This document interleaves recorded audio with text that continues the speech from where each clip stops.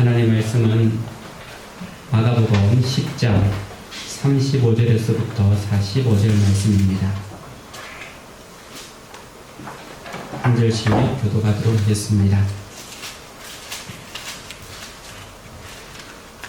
세베대의 아들 야고보와 요한이 주께 나와 여짜오되 선생님이여 무엇이든지 우리가 구하는 바를 우리에게 하여 주시기를 원하옵나이다.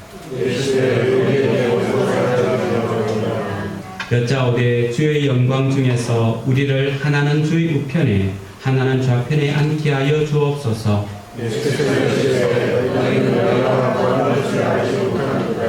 내가 하시는 일을 너희가 할 수 있으며 내가 하는 일을 너희가 할 수 있느냐. 그들이 말하되 할 수 있나이다. 예수께서 이르시되 너희는 내가 마시는 잔을 마시며 내가 받는 세례를 받으리려니와 내 처음에 하는 것을 내가 줄 것이 아니라 누구를 위하여 주지 그들이 얻을 것이니라. 열 제자가 듣고 야고보와 요한에 대하여 화를 내거늘 예수께서 말하시되 이방의 직분자들이 이를 내게로 주어서 그 보안들이 너희에게 권세를 주는 이를 너희가 알거니와 너희 중에는 그렇지 않을지니 너희 중에 누구든지 크고자 하는 자는 너희를 섬기는 자가 되고 너희 중에 누구든지 그를 되고자 하는 자는 모든 사람이 되리라. 같이 읽겠습니다. 인자가 온 것은 섬김을 받으려 함이 아니라 도리어 섬기려 하고 자기 목숨을 많은 사람의 대속물로 주려 함이니라. 아멘. 시간같이 한번 주변 분들과 인사를 나누도록 하겠는데요. 오늘은 무엇을 가지고 인사를 나누나 기대가 되십니까? 여러분의 심장에 말하고 싶어요. 당신을 뵈니 내 마음이 즐겁습니다 라고 하는 인사말을 한번 나누도록 하겠습니다. 예. 이제 말했어? 미니야 들었어? 미니야 들었어? 못 들었어? 마음으로 들었어? 그래요. 누군가를 좋아하면 가장 먼저 아는 게 심장이라고 하죠. 그죠? 자기는 막 의식하지 않으려고 하는데도 심장이 벌떡벌떡 뛰면서 막 나대는 모습. 그래, 우리가 누군가 반가운 사람들을 보면 내 마음이 즐겁죠. 그죠? 내 마음이 즐겁습니다. 저도 설교 준비를 하면서 은근히 이런 말씀을 항상 해드리고 싶어요. 여러분들이 예수님을 믿으면 여러분이 행복해질 수 있습니다. 복을 받을 수 있습니다. 여러분의 필요와 여러분의 만족을 얻을 수 있습니다. 또 좀 더 지나친다면 여러분들의 삶이 번창할 수 있고 건강도 좋아질 수 있습니다. 이런 말을 항상 하고 싶은 그런 유혹이 있어요. 그런데 우리가 잘 보면 이것이 저의 인간적인 마음이지 실제로는 복음은 아니죠. 한 번씩 복음 현장에서 말씀을 전하다 보면 은근히 이런 부담감을 느낄 때가 있습니다. 예수님을 믿으십시오. 예수님을 믿으면 참 좋습니다 라고 할 때 그 사람이 돌아서서 예수님을 믿으면 뭐가 좋아요? 라고 물어본다면 뭐라고 대답하지? 그죠? 또 그 사람이 우리에게 예수님이 나에게 뭘 해줄 수 있습니까? 라고 물어본다면 참 때로는 막막하지 않을까라고 하는 그런 마음에 은근한 압박감이 있어요. 세상 사람이든지 우리든지 똑같이 예수님을 믿으면서 이 땅에 우리를 짓누르고 있는 이 짐으로부터 벗어나고 싶고 또 우리는 우리가 원하는 어떤 선물꾸러미를 좀 받았으면 좋겠다라고 하는 것이 우리의 마음이고 복음 현장에서 만나는 예수님을 믿지 못하는 사람들의 마음입니다. 지금 앉아있는 우리의 마음도 그렇지 않습니까? 우리를 짓누르고 있는 여러 가지 짐들을 주님께서 이 시간 좀 거두어 주시고 또 우리가 기대하지 못했던 차마 부끄러워서 기도하지 못하는 그 놀라운 선물꾸러미를 몽땅 우리에게 내려주면 얼마나 좋겠습니까? 실제로 우리의 마음도 그렇고 우리 성도님들에게 그런 날들이 있기를 바라지만 조금 전에 말씀을 드린 것처럼 이것이 복음이 아니다고 하는 거죠. 요즘의 복음들의 메시지는 철저하게 당신이 열심히 하면 하나님이 복을 줍니다. 예수님을 열심히 믿으면 모든 것이 해결됩니다. 라고 사람 속에 있는, 우리 속에 있는 잠재력을 계속해서 개발시키려고 해요. 그래서 어떤 교회들은 주속에서 성도님들이 교회에 계속해서 나와서 훈련받고 봉사하고 뭐라고 하면서 이렇게 하면 복을 받습니다 라고 하고, 또 그렇게 해서 된 사람들을 세워서 간증하게 하고, 뭔가 열심히 하면 하나님께서 우리가 앓고 있는 짐을 거두어 가버리시고, 우리가 뭔가 열심히 하면 하나님께서 우리가 기대하지 못하는 놀라운 선물 보따리로 덜컥 줄 것 같은 것처럼 이야기하는데, 이것이 조금 전에 말씀드린 것처럼 복음이 아니라고 하는 거죠. 예수님은 우리가 나가려고 하는 일들에 있어서 더 힘차게 동력을 주는 분이 아니에요. 곧 배가 나가는데, 배가 맞바람을 받아서 막 나갈 때에 예수님께서 뒤에서 바람을 불러 넣어서는 이 세상, 험한 세상을 살아가는데 우리가 좀 더 당당하고 강하고 힘있게 살아갈 수 있게끔 돕는 분이, 그런 이미지로 예수님이 아니라는 거죠. 예수님이 우리를 위해서 있는 것이 아니라 우리가 예수님을 위하여 있다고 하는 것이 복음입니다. 요즘 시대 때는 예수님을 상품처럼 이야기해요. 예수님이 선물 꾸러미를 주는 산타처럼, 예수님께서 어떤 선물을 주는, 우리에게 어떤 것을 건네주는 그런 상품처럼 예수님을 이야기합니다. 그래서 교회들도 어떻게 이야기하냐 하면 자기 교회가 더 능력이 있다라고 이야기를 해요. 자기 교회가 더 축복이 있다고 이야기를 합니다. 그래서 축복이 넘치는 교회, 축복교회, 축복이 흐르는 교회, 축복교회, 축복을 많이 쌓아두고 있는데 우리 교회 들어오면 쌓아둔 이 축복을 당신들에게 한 움큼씩, 한 그루머씩 줄 수 있습니다라고 하는 것이 교회죠. 그래서 우리 교회는 축복이 있습니다. 축복이 넘치는 교회입니다. 어떻게 선물 꾸러미를 꼭 안겨주는 그런 교회로서 이야기를 하고 있습니다. 그런데 그 어느 곳에도 예수님께서 근본적으로 원하는 우리가 변해야 될 것, 또 우리가 바꾸어야 될 것, 하나님께서 우리가 어떻게 살아가야 될지에 대한 그 삶의 메시지, 하나님 앞에서 우리가 어떻게 살아가야 될지에 대한 삶의 메시지는 빠져 있다는 겁니다. 우리가 하나님 나라와 그분을 위하여 우리가 어떻게 헌신하고 봉사하며 살아갈 것인가라고 하는 것은 빠져 있다고 하는 거죠. 이것은 단순히 어느 교회를 이야기하는 것이 아니라 서두에 말씀을 드린 것처럼 저희 메시지도 그렇고 우리 교회도 그렇고 우리가 바라는 것도 그것이 아닌지 냉철하게 생각해 봐야 할 것입니다. 오늘 본문에 보면 야고보와 요한도 현실적인 것을 구하고 있습니다. 현실적인 어떤 성취, 현실적인 꿈을 위하여 예수님의 강한 힘, 예수님의 많은 도움, 예수님의 도움으로 그들이 꿈꾸는 것을 이루려고 하는 거죠. 오늘 말씀의 사실은 이 앞에 부분은 지난주에 말씀을 보았던 것처럼 그렇게 유쾌한 말씀이 아니에요. 예수님께서 세 번째 제자들에게 이야기를 합니다. 내가 예루살렘에 올라가면 대제사장들과 서기관들에게 넘김을 받을 것이요, 그들이 나를 죽일 것을 계리할 것인데 계리하고 난 다음에 이방인의 손이 넘길 것이다. 나는 그 손에서 어떻게 당합니까? 능욕을 당하며 침뱉음을 당하며 채찍을 맞으며 십자가에서 죽을 것인데 사흘 만에 부활할 것이다 라고 하는 굉장히 암울하고 아픈 말씀을 이야기하셨어요. 그런데 오늘 말씀은 우리 성경에서는 마가복음에서는 정확하게 안 나와 있지만 마태복음에서는 그리고 그때라고 하는 단어로 사용을 하셔요. 그때에, 이 말씀이 마치고 난 그때에 요한과 야고보가 예수님께 벌떡 일어나가지고 요구하는 게 있습니다.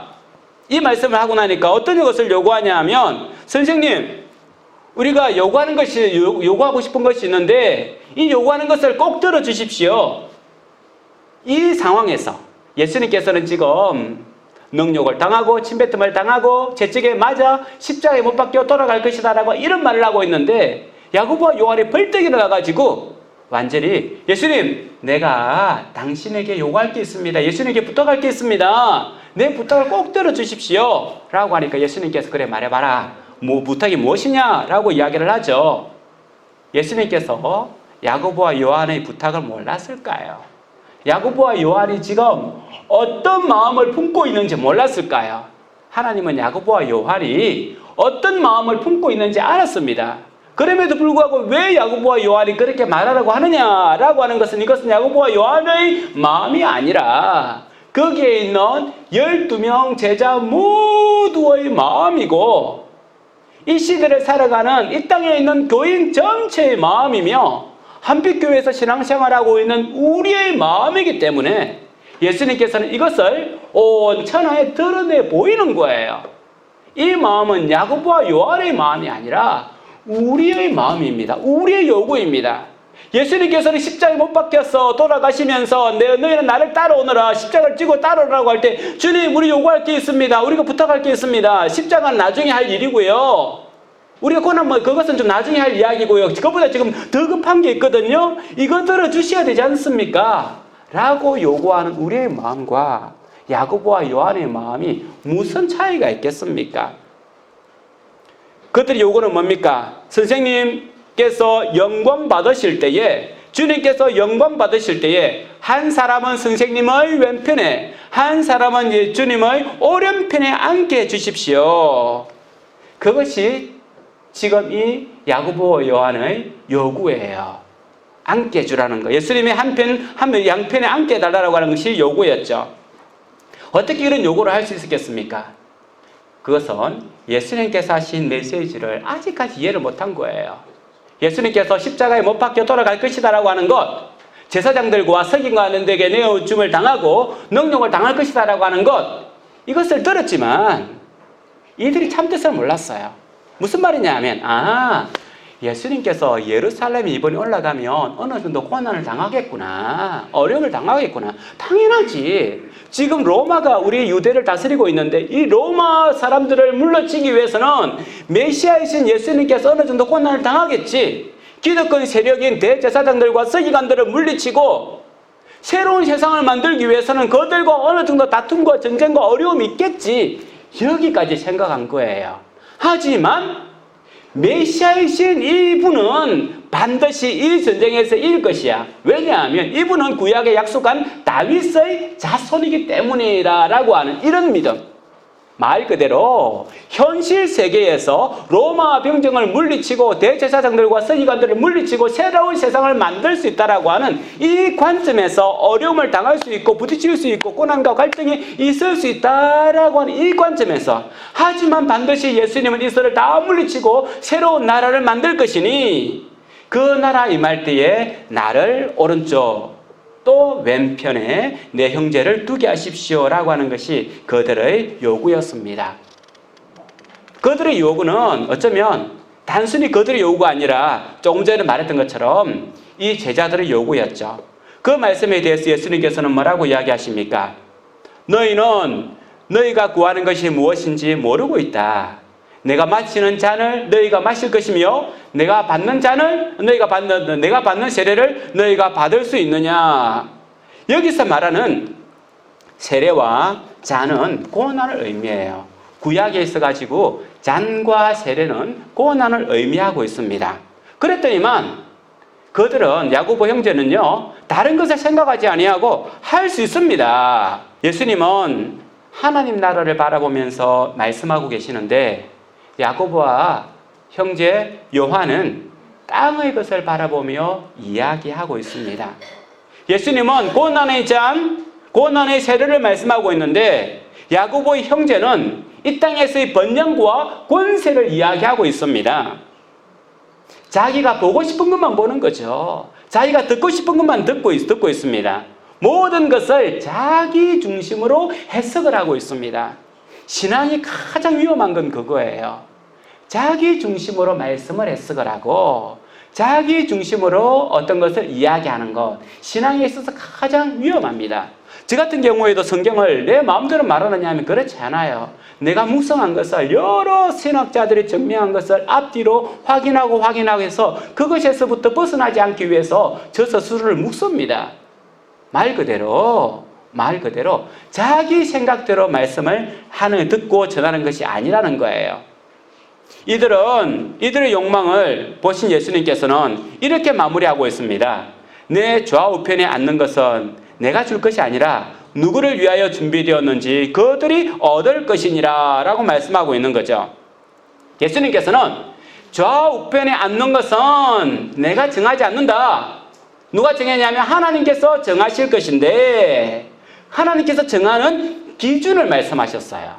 하나님의 우편과 좌편에 앉는 기준을 하나님께서는 가지고 계신데 그 기준이 뭐냐면 마가복음 10장 42절과 43절입니다. 같이 한번 읽어보도록 하겠습니다. 시작.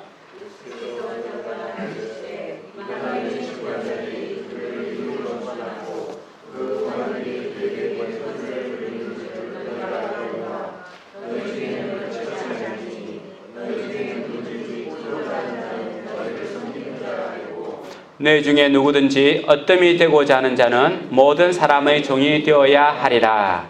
이것이 뭐냐면 하나님 우편과 좌편에 앉는 원리, 기준이라고 하는 거예요.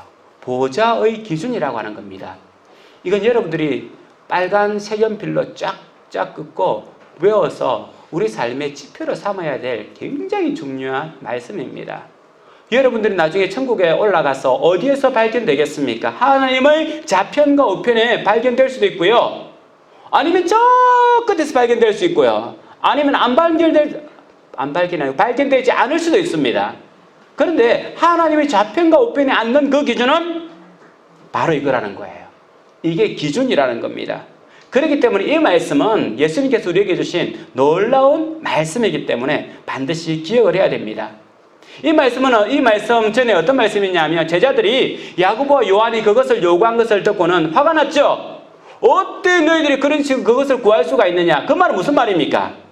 나도 원하는데 네가 선수 쳤구나. 아마 베드로가 제일 화가 나지 않았겠나 생각이 들어요. 베드로가 그저 한번 처음 예수님께서 내가 십자가에 못 박힐 것이다라고 했을 때 그런 일이 일어나면 안 됩니다 했다고는 대폭 당했잖아요. 두 번째로는 그 말씀할 때 치면 사람들이 다 침묵했습니다.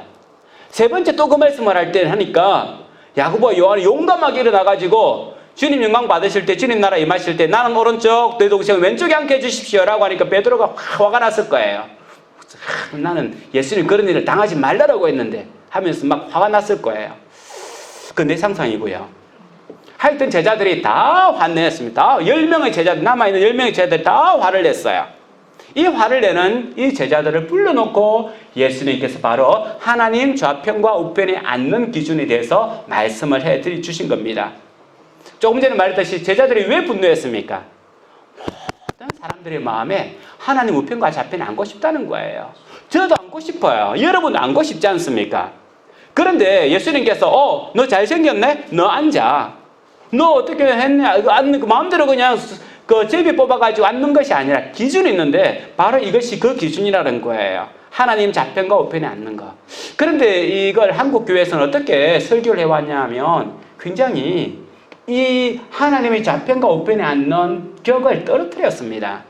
여러분들이 아마 설교를 많이 들었을 건데 하나님 좌편과 우편을 이야기하면서 영의정, 자의정, 우의정 이야기를 했잖아요. 영의정, 자의정, 우의정이냐 하면 아니에요. 그거하고는 격이 다릅니다. 격이 달라요. 조선시대 때 영의정, 자의정, 우의정은요 하고 하나님 좌편과 우편에 앉는 격이 달라요. 영의정을 왕이 어떻게 할 수 있습니까? 너 내일부터 출근하지 마.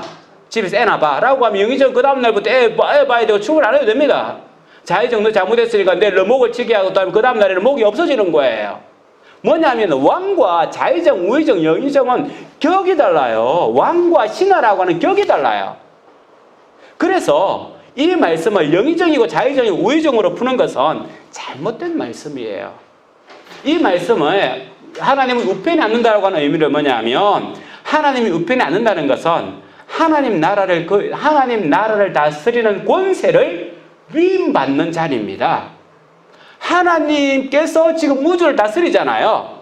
하나님께서 세상을 다스리는데 이 권세를 누구에게 위임을 할 수 있냐면 오른편에 있는 그에게, 왼편에 있는 같은 자석이잖아요. 위임을 할 수가 있는 겁니다. 그래서 예수님은 하나님 우편에 앉은 자죠.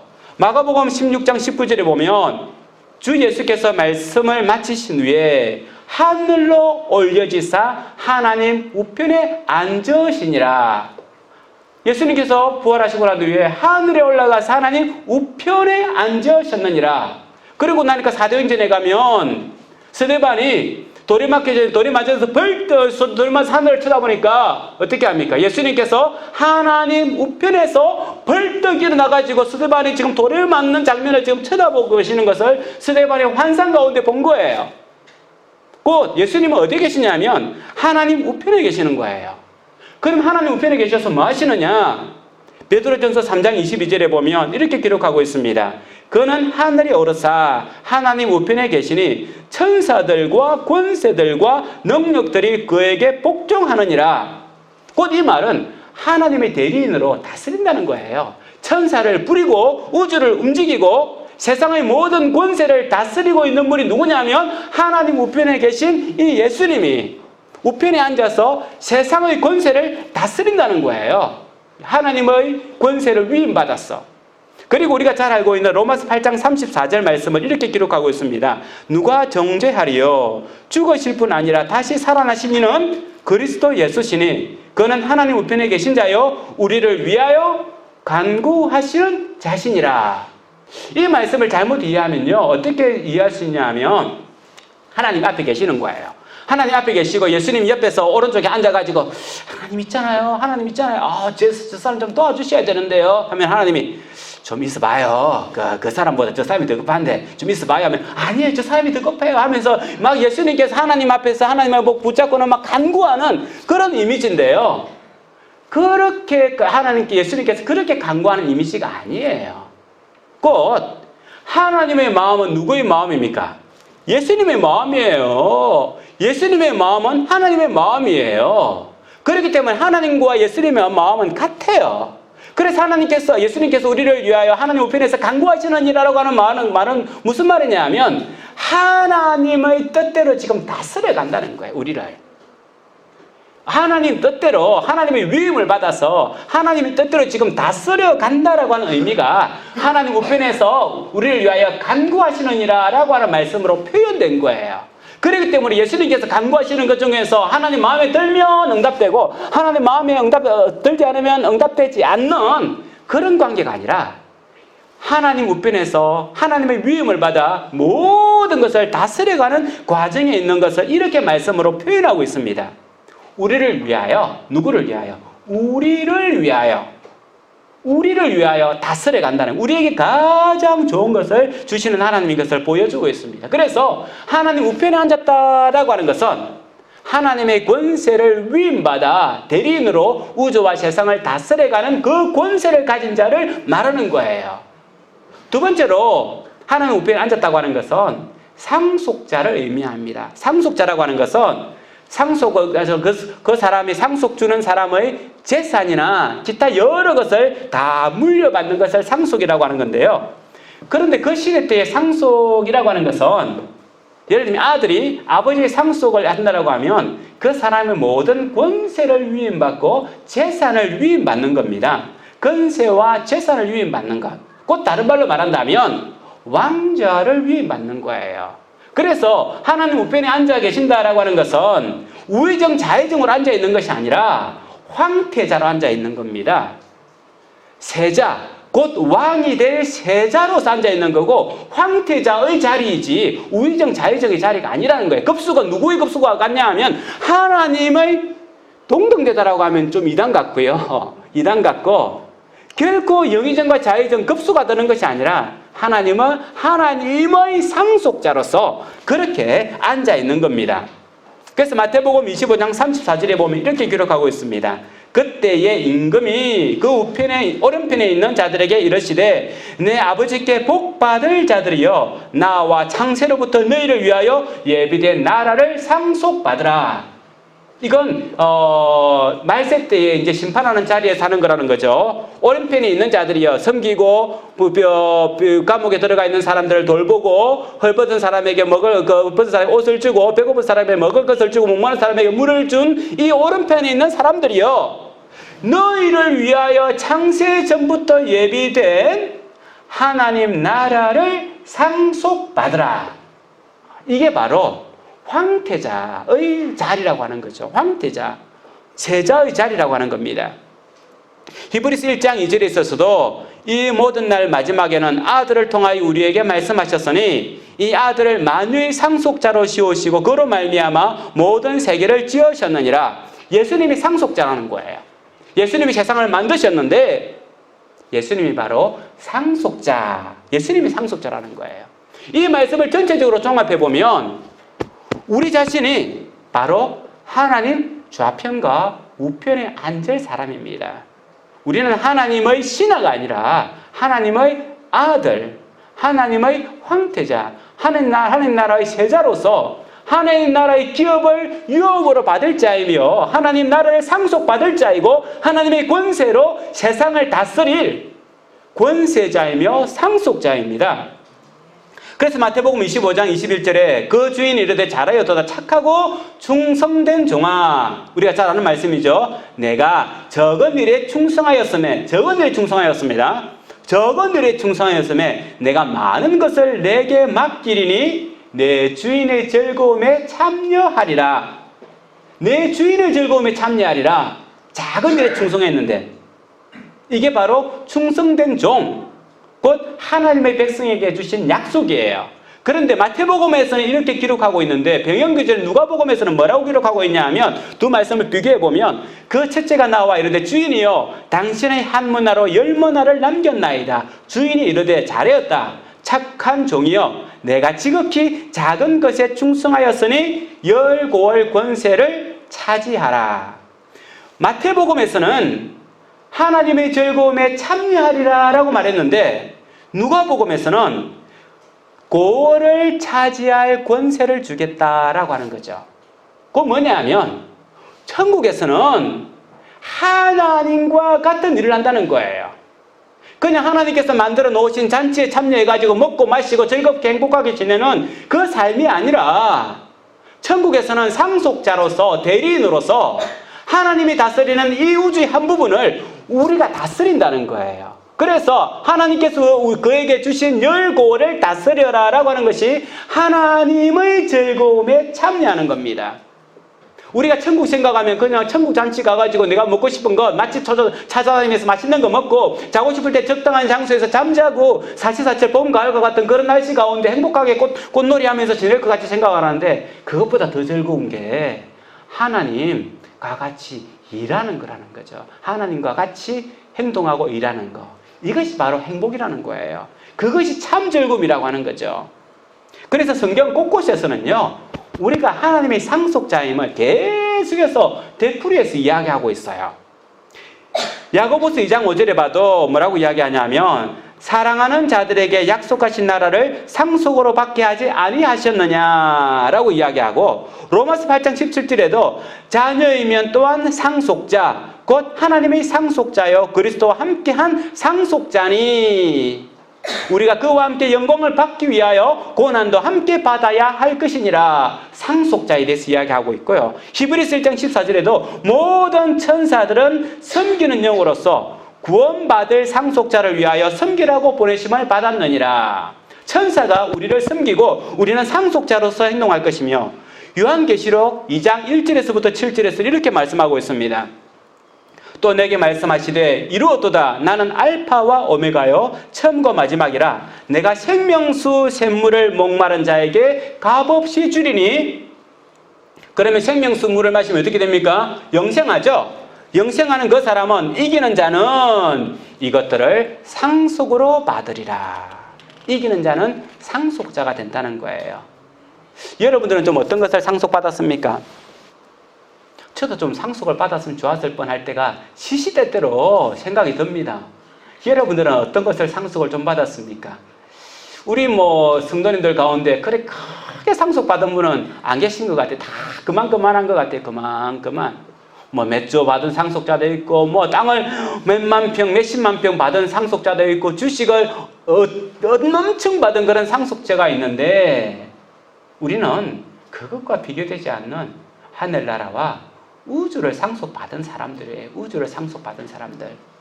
근데 우주를 상속받은 사람들의 표정이 좀 그렇습니다. 영 받기 싫은 것처럼. 그래요. 우리는 우주를 상속받은 사람들입니다.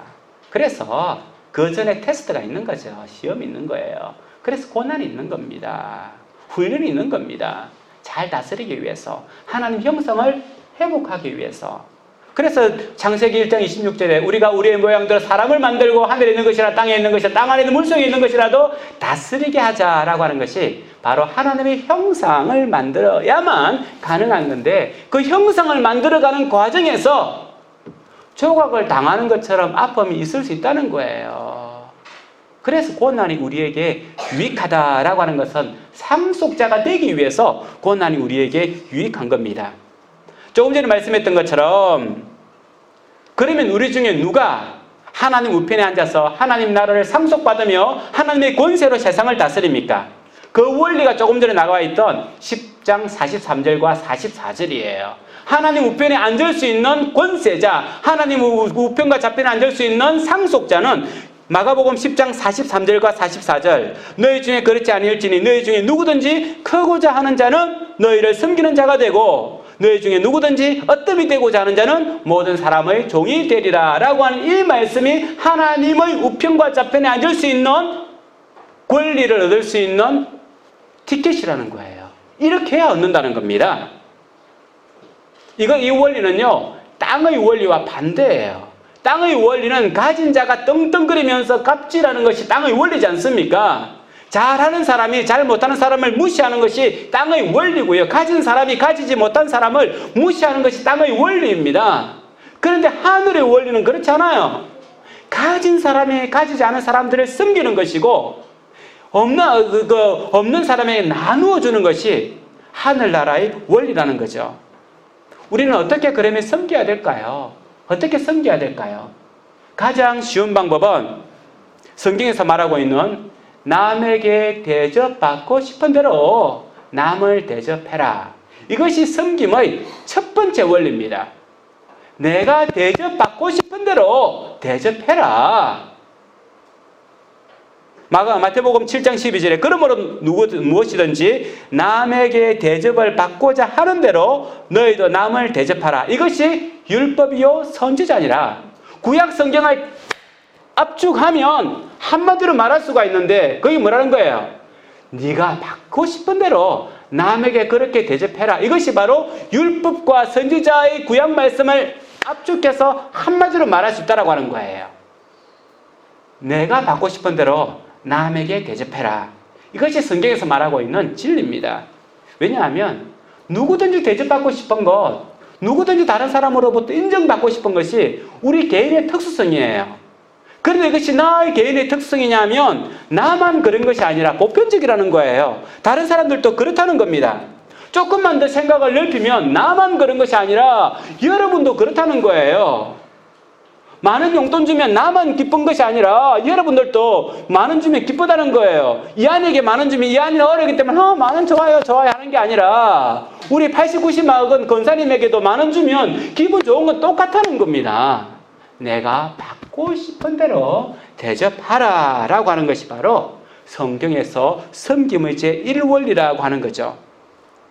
제가 어떤 책에서 읽었는지 잘 기억이 안 나는데 방송인 중에서 최고의 주가를 올리고 있는 유재석 씨가 있지 않습니까? 아마 신인 때는 그렇게 그렇게 뚜렷하게 드러나지 않았던 것 같아요. 그리고 성격도 좀 까칠했던 것 같아요. 사실은 생김새는 좀 까칠하게 생겼지 않습니까? 까칠했던 것 같아요. 그래서 사람들이 동료들이 그렇게 많이 세워주지 않고 잘 가까이 하지 않았던 것 같아요. 그래서 아마 툭툭 쏘기도 하고 까칠하게 되었던 것 같아요. 그러다가 어느 날 내가 왜 이렇게 살지? 왜 내 주변에 사람이 없지? 왜 나와 함께 하려고 하는 사람이 없지? 라고 생각한 다음에 그래, 먼저 내가 받고 싶은 대로 다른 사람에게 먼저 대접을 하자. 내가 듣고 싶은 말을 다른 사람들에게 이야기해주고 내가 받고 싶은 선물을 다른 사람에게 선물을 내주고 내가 인정받고 싶은 만큼 다른 사람을 인정해주자. 그렇게 삶을 바꿨대요. 그러면서 다른 사람에게 받고 싶은 만큼 선물을 하고 부조를 하고 또 다른 사람에게 듣고 싶은 이야기를 먼저 이야기를 하고 다른 사람에게 인정받고 싶은 만큼 자기가 먼저 인정을 해주고 그래서 여러분들이 유재석 진행하는 거 보면 사람이 굉장히 따뜻해요. 상대방을 굉장히 높여줘요. 인격적으로 대해요. 제가 그분의 NC 할 때 보면서 깜짝 놀라는 건, 게스트로 나와 잘 못하는 사람이 있으면 유재석 씨는 딱 그 사람을 집어가지고는 잘하는 것을 끄집어내요. 칭찬해줘, 인정을 해줘요. 그럼 그 사람이 싹 살아나기 시작하는 거예요. 뭐냐면 자기가 옛날에 튀지 못했을 때 누군가의 도움을 받고 또 그렇게 했기 때문에 자기가 그렇게 한다는 거예요. 유재석 씨에만 해당되는 것이 아니라 우리 모두에게 해당되는 성경의 원리입니다. 내가 대접받고 싶은 대로, 인정받고 싶은 대로, 칭찬받고 싶은 대로, 내가 칭찬받고 싶으면 먼저 칭찬을 하면 돼요. 인정받고 싶으면 먼저 인정을 하면 됩니다. 누군가에게 나에게 다가오기를 원하면 내가 먼저 다가가면 돼요. 누군가부터 음식을 대접받기를 원하면 먼저 음식을 대접하면 되는 거예요. 저도 한 번씩 밥을 좀 사줘야 되겠다 싶어서 신방을 하고 얼굴에 봐야 되겠다 싶어가지고 밥을 먹자고 전화를 하거든요. 그거는 제가 배가 고파서 전화하는 게 아닙니다. 오해하지 마십시오. 우리 목사님 배가 고파서 전화하나? 그래 내가 밥 한 끼 사줘야지. 그 의미가 아니에요. 여러분들이 어떻게 지내는지 찾아가서 신방을 하는데, 그럼 꼭 그 신앙이 좋은 분들은 밥을 제가 밥 내기 전에 꼭 먼저 내겠대요. 얼마나 감사한지. 정말 감사하고 감사하지만 때로는 저도 섬기고 싶어요. 저도 밥 먹자고 할 때는 저도 준비해 가거든요. 돈이 안 되면 목회비라도 준비해 가져가요. 그래서 밥을 먹고 나누고 싶어요. 만약 여러분이 자꾸만 내가 밥 먹읍시다라고 했는데 밥값을 자꾸 내면 제가 또 만나자는 말을 못해요. 한 번쯤은 제가 낼 수 있는 기회를 줘야만 제가 또 만나자고 이야기하고 또 만나자고 이야기하죠. 혹시 불편해서 밥값 먼저 내고 사라지는 건 아니죠? 만약에 불편하면 제가 12시 밥 먹자라고 하면 2시에 또 약속을 잡으면 돼요. 목사님하고 오래 이야기하고 싶지만 2시에 약속이 있어서 빨리 떠나야 되겠습니다 라고 이야기하고 가시면 돼요. 무슨 말이냐면 저도 대접을 할 수 있는 존재예요. 대접을 해야만 서로 이야기를 오가는 거예요. 우리 예를 들면 처음에는 우리가 1년 반밖에 안 만났는데 이렇게 되는데 5년 6년 지나고 나서 제가 계속해서 성도린 주는 식사만 얻어먹는다고 생각해 보십시오. 그럼 뒷말이 뭐라고 나오냐면 우리 목사님은 밥값도 한 번도 안 내. 어떻게 저렇게 잘 얻어먹을 수가 있어. 목사가 아니고 먹사야. 뭐 이렇게 할 수 있다는 거죠. 그래서 제가 미리 차단하기 위해서 밥값을 저도 내고 싶다니까요. 목회비로 내든지 신방비로 내든지. 왜냐하면 제가 이름을 통해서 섬기고 만나는 것을 지속해서 하는 방법이에요. 그렇습니다. 우리 성도님들 중에서 같이 교제하고 싶은 분 있으면 전화해서 만나서 식사를 대접하십시오. 식사를 대접해서 이야기를 나누고 또 하다 보면 서로 관계가 좋아지고 서로 속에 있는 마음을 내놓을 수가 있는 거예요. 나는 외로워. 나와 이야기할 수 있는 사람이 없어. 라고 하지 마시고 먼저 불러서 대접을 하시면 이야기의 문이 열린다는 거죠. 자기 지갑을 열지 않으면 사람이 가까워지지 않아요. 남에게 밥 한 그릇 대접하지 못할 만큼이나 여유가 없는 사람은 없어요. 마음이 약해서 그래요. 그래서 누구든지 먼저 대접하고 먼저 나누면 좋은 이웃을 만날 수가 있다는 거죠. 두 번째 섬김의 만남은요, 만나서 가르치지 마십시오. 이야기를 들어주고 이해하고 공감하고 위로해 주십시오. 마가복음 10장 43절에 조금 전에 읽었던 말씀인데요. 너희 중에 누구든지 크고자 하는 자는 너희를 섬기는 자가 되고, 여기서 섬기는 자가 되고 하는 말은 디아코노스라고 하는 말인데요. 이 말은 디아코라고 하는 것에서 말이 나왔습니다. 곧 신부름을 시키다, 하인, 신부름을 시키고 부리는 하인에서 나온 말이에요. 여기서 나온 단어가 우리 교회에서 말하고 있는 집사, 디컨이라고 하는데, 디컨이라고 하는데요. 디아코노스에서 나온 말이에요. 그래서 우리 집사님들은 교회의 하인인 거예요. 신부름꾼입니다. 우리 초신자 와가지고 우리 집사 타이틀이 없는 분들 있죠? 집사 타이틀이 없는 분들이 집사 타이틀 있는 분들에게 시키면 우리 집사님들은 감사함으로 아주 서빙도 잘해 주셔야 되는 거예요. 목이 말라요 하면 우리 집사님 달려가서 물도 갖다 줘야 되고, 화장실에 냄새가 나야 하면 달려가서 물도 뿌려야 되고, 이게 뭐냐면 집사가 해야 될 일이에요. 우리 처음 나온 성도님들은 그래 집사가 되는 걸 두려워해야 돼요. 연말 돼서 제가 또 집사를 세워야 되면 기도하며 세울 건데, 저는 물 떠주라고 할 때 저는 물 떠줄 자신이 없어요. 화장실 냄새날 때 물 뿌릴 자신이 없어요. 라고 하면 정중하게 거절하시기 바랍니다. 데크는 섬기는 자예요. 그리고 여기 나와는 종이 되리라라고 하는 것은 둘로스라고 우리가 잘 알고 있는 둘로스인데요. 이는 매였다라고 하는 거예요. 누구한테 매였냐 하면 주인한테 매인 거예요. 그래서 목숨을 바치는 것까지 주인에게 매인 거예요. 목숨이 주인에게 매인 거예요. 그래서 섬긴다라고 하는 의미는 뭐냐 하면 내 목숨을 내어줄 정도로 종과 같이 노예와 같이 낮은 자리에서 다른 사람들을 섬기는 것을 섬기는 거라고 이야기해요. 그런데 제일 못 섬기는 사람들이 있습니다. 목사가 제일 못 섬겨요. 맨날 만나면 가르치려고 해요. 그렇죠? 맨날 만나면 가르치려고 해요. 기도하지 않았네요. 기도하셔야죠. 자기도 아는데. 내가 기도 안 해서 이렇게 안 하는데. 그렇죠? 문제가 생기면 항상 가르치려고 해요. 장로님들, 권사님들. 교회에서 직분 맡은 사람들이 신앙의 연륜을 가지고 옛날의 경험을 가지고 자꾸 가르치려고 해요.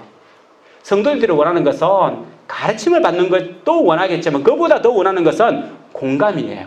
이해예요. 앞에서 가장 낮은 자세로 들어주고는 끄떡끄떡하면서 뒤로 돌아서서 뭐 해야 됩니까? 기도해 줘야 돼요. 뒤로 돌아서서 내가 기도해 줘야 돼요. 그게 바로 섬기는 자의 자세입니다.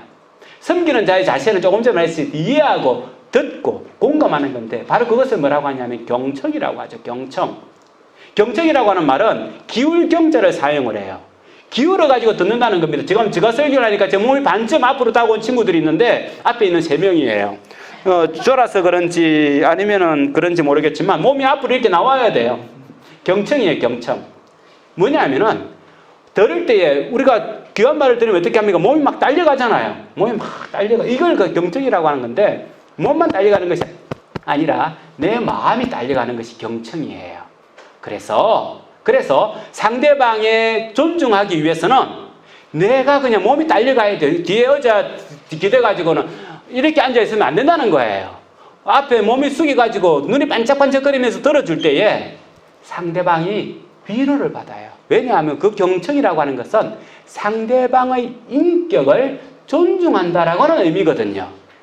예를 들어 부부간에 이야기하는데 뭐가 쓸데없는 소리를 해 하면서 뒤로 딱 딛고 있으면 남편들이 기분 상하잖아요. 아내들이 그렇다고 이야기할 줄 알았죠.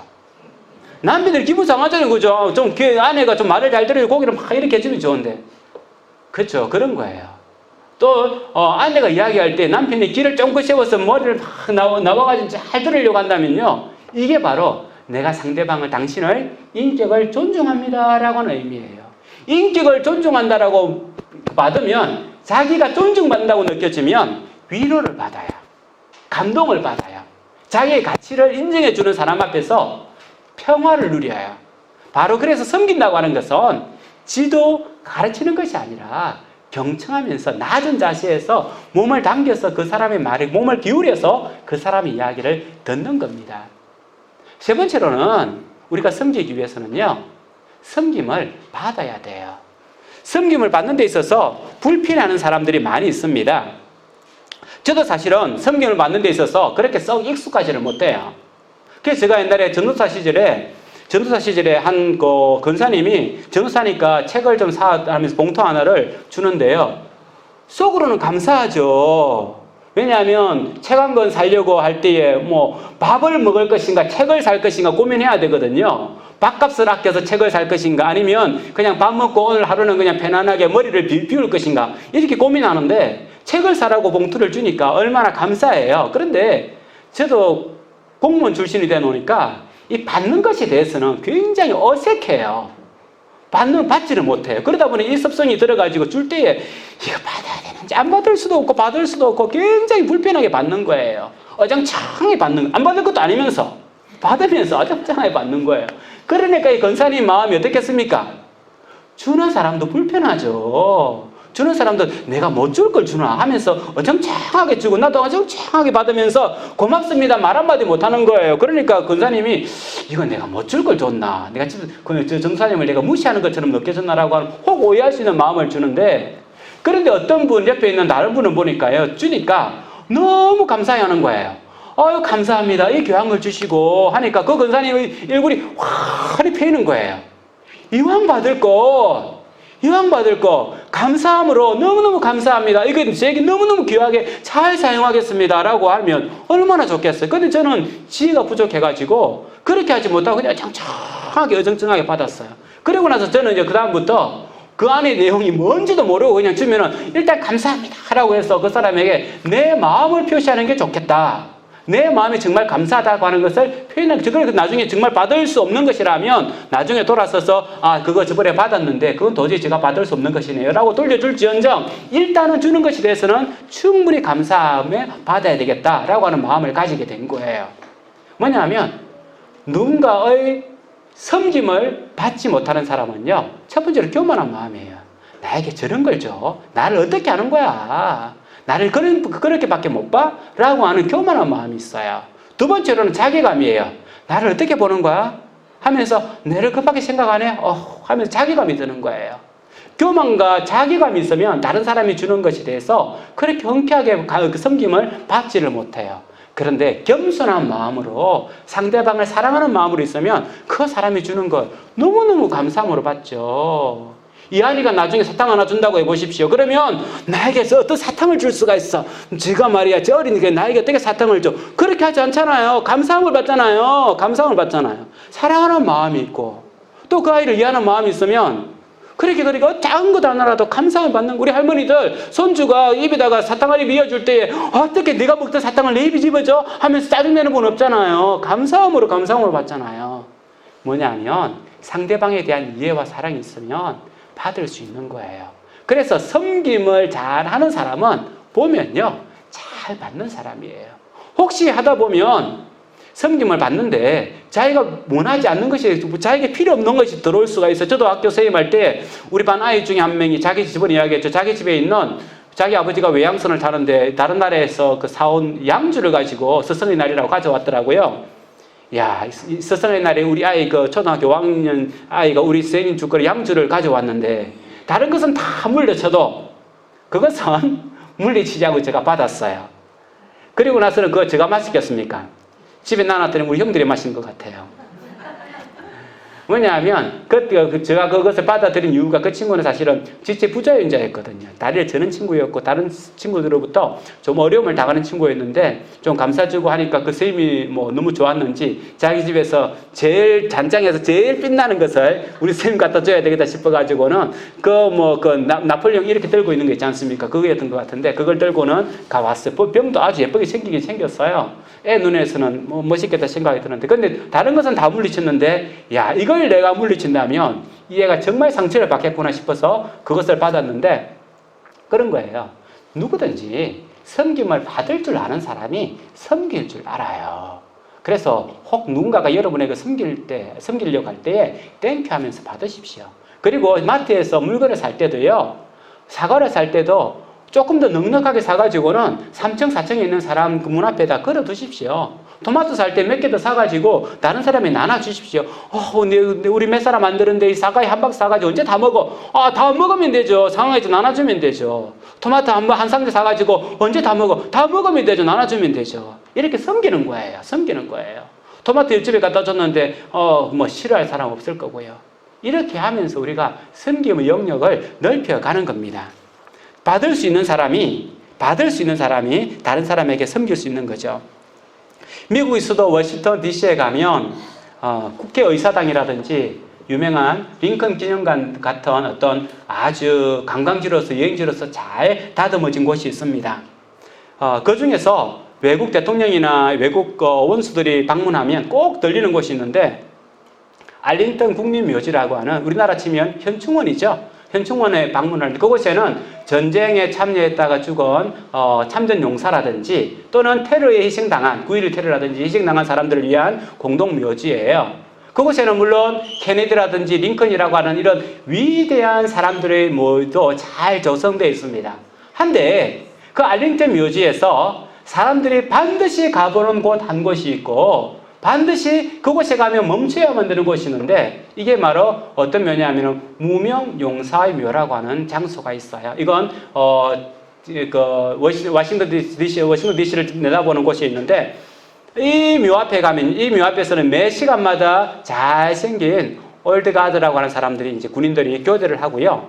그리고 또 사람들이 방문을 할 때 반드시 이 묘 앞에서는 멈춰야 돼요. 그냥 지나가면 안 돼요. 의식적으로 멈추게 하는 곳이 무명용사의 묘인데 거기는 어떤 사람이 묻혀 있냐면 제1차 세계대전 때 참전해서 죽은 이름 없는 병사, 이름이 확인되지 않은 병사 한구 시체, 2차 세계대전 때 참전했다가 이름 없이 이름을 찾지 못한 병사 1명 무명, 그리고 베트남 전쟁 때에 참전했다가 죽은 무명용사 1명, 또 하나는 어디겠습니까? 그렇죠. 한국전쟁. 한국전쟁에 참전했다가 그 죽은 이름 없이 죽은 그 무명병사 이 4명의 묘가 있어요. 그래서 사람들은 이 묘 앞에를 지나갈 때마다 반드시 멈춰서서 생각하게 하는 그런 의식을 가집니다. 미국의 정신이에요. 미국은 케네디와 링컨과 같은 이런 위대한 사람을 통해서 만들어진 것도 맞지만 더 중요한 것은 이런 이름 없는 사람들, 이름 없는 이런 사람들에 의해서 이 나라가 이렇게 만들어졌다라고 하는 것을 보여주는 거예요. 그게 미국의 힘이에요. 하나님 나라도 그래요. 하나님 나라도 위대한 영적 지도자들, 몇만 명을 먹이는 그런 영적 지도자에 의해서 하나님 나라가 확장되는 것도 있지만 사실은 하나님 나라는요, 이름 없는 우리와 같은 이런 성도들에 의해서 하나님 나라가 확장되는 겁니다. 하나님 나라가 번져가는 거예요. 하나님 나라가 힘을 얻는 겁니다. 그런데 우리는 무명용사가 아닙니다. 하나님은 우리의 이름을 기억하시는 거예요. 우리가 안고 일어섬도 아시며 우리의 머리카락이 몇 개인 것도 아시고, 그래서 하나님을 좀 힘들게 하지 않기 위해서 머리카락이 좀 적습니다만은 하나님께서 다 하시는 거예요. 우리가 누군지 너무도 잘 하시는 거예요. 우리는요 결코 하나님 앞에서 무명용사가 아닙니다. 하나님 나라를 확장해 나가는, 이 땅에서는 힘이 없어서 무명인 것 같이 이름 없는 것 같지만은 하나님 앞에서는 믿음의 용사요 믿음의 영웅이라는 거예요. 그래서 섬김으로 행하는 우리가 천국에 가서 앉아야 될 그 자리는 저 끝도 아니고 저 구석도 아니고, 섬기는 믿음의 영웅이 앉아야 될 그 자리는 하나님의 권세와 하나님의 나라를 유업으로 이어받을 하나님의 우편과 좌편이 되는 겁니다. 한빛교회에서 섬기는 우리가, 한빛교회에서 봉사하는 우리가, 한빛교회에서 충성하는 우리가 하나님의 우편과 좌편에 앉아서 하나님의 나라를 다스리며 하나님의 즐거움에 참여하고 하나님과 함께 행복해하는 모든 그리스도인이 되기를 주님 이름으로 축원합니다. 이 시간 같이 한번 찬양했으면 좋겠습니다.